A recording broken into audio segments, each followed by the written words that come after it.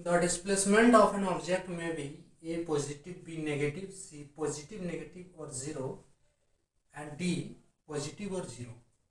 Hello dears, discussion है science MCQ. Question kinematics से है, फिजिक्स से। फिजिक्स का क्वेश्चन है काइनेमेटिक्स से। इसमें पूछा है कि डिस्प्लेसमेंट ऑफ एन ऑब्जेक्ट क्या हो सकता है। किसी भी ऑब्जेक्ट का डिस्प्लेसमेंट क्या होता है कि कोई अगर दो पॉइंट हो उसके बीच का जो शॉर्टेस्ट डिस्टेंस होता है, ठीक है, कोई भी distance between distance from shortest distance from two point, shortest distance from two point, ठीक है, ये होता है डिस्प्लेसमेंट। इसे क्या कहते हैं? Displacement. Shortest distance between from two point. मान लीजिए कि कोई पाथ है, कोई ऑब्जेक्ट है, ठीक है, और ये ऑब्जेक्ट ट्रेवल कर रहा है यहाँ from point A to B, ठीक है। तो ये इस ऑब्जेक्ट का हो गया शॉर्टेस्ट डिस्टेंस। अगर कहते हैं तो ये पाथ 1 मान लीजिए, ठीक है। लेकिन ए से बी जाने के लिए ये शॉर्टेस्ट डिस्टेंस हो गया, लेकिन ए से बी जाने के लिए अदर पाथ भी है। आप इस ओर से भी अगर जाएंगे तो बी तक पहुंचते हैं, ठीक है। अगर दूसरा पाथ लेते हैं ये, तो ये पाथ भी आपको बी तक लेके जाएगा। सो ये पाथ जो है, पाथ 1, पाथ 2, पाथ 3, ठीक है। तो ये हो गया डिस्टेंस, ठीक है, इसे हम कहेंगे डिस्टेंस। लेकिन ये जो पाथ है इसे हम क्या कहेंगे? डिस्प्लेसमेंट।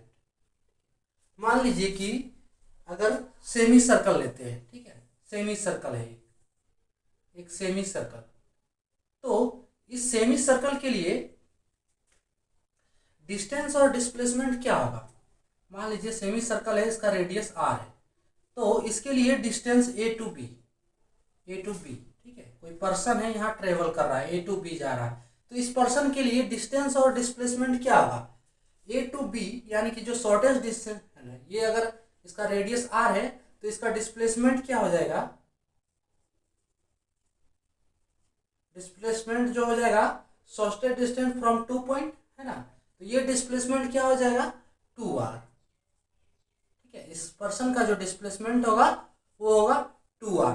अब ये हो गया पाथ 1, ठीक है।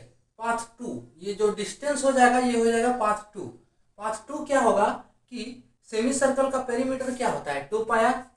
सर्कल का पेरीमीटर 2 पाई आर, तो सेमी सर्कल का क्या हो जाएगा? पाई आर। तो ये जो पाई आर है, ठीक है, ये जो पाई आर क्या हो जाएगा? डिस्टेंस। ये पाई आर क्या हो जाएगा? डिस्टेंस, ठीक है। तो ये होता है हमारा डिस्प्लेसमेंट। डिस्प्लेसमेंट क्या है? एक वेक्टर क्वांटिटी, ठीक है। इसके पास मैग्नीट्यूड एंड डायरेक्शन दोनों होते हैं। ये क्या है? वेक्टर क्वांटिटी है, वेक्टर क्वांटिटी है, ठीक है। इसके पास मैग्नीट्यूड एंड डायरेक्शन दोनों होते हैं, मैग्नीट्यूड डायरेक्शन दोनों होते हैं, ठीक है। और ये वेक्टर लॉ ऑफ एडिशन को फॉलो करता है, वेक्टर लॉ ऑफ एडिशन को फॉलो करता है। सो यहां पे पूछा जा रहा है कि इस केस में डिस्प्लेसमेंट क्या होगा। तो अगर ये वेक्टर क्वांटिटी है, सो ये पॉजिटिव भी हो सकता है और नेगेटिव भी हो सकता है, पॉजिटिव भी हो सकता है और नेगेटिव भी हो सकता है और जीरो भी हो सकता है, ठीक है।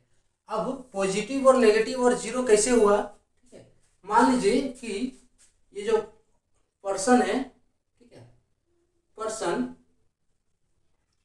ए टू बी, ठीक है, ए टू बी जो ये ट्रेवल किया, ये जो डिस्प्लेसमेंट ट्रेवल किया, ठीक है, यहाँ जो ए टू बी ट्रेवल किया, तो ये हो गया इसका पॉजिटिव डिस्प्लेसमेंट, ठीक है। ए टू बी ट्रेवल किया, ये क्या हो गया? Positive displacement.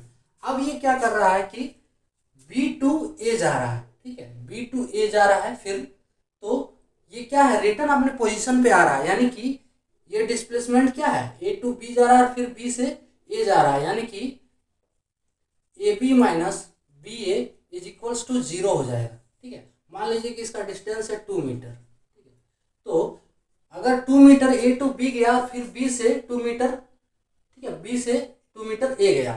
ठीक है, तो 2 माइनस 2 इज इक्वल्स टू क्या है, 0, यानी कि डिस्प्लेसमेंट इतना ट्रेवल करने के बावजूद भी इसका डिस्प्लेसमेंट क्या हो गया, 0 हो गया।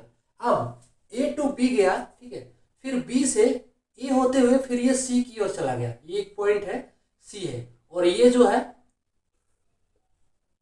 1 मीटर है। ठीक है, तो फिर ये सी यानी कि नेगेटिव डायरेक्शन की ओर चला गया, यानी कि ये -1 मीटर और ट्रेवल किया।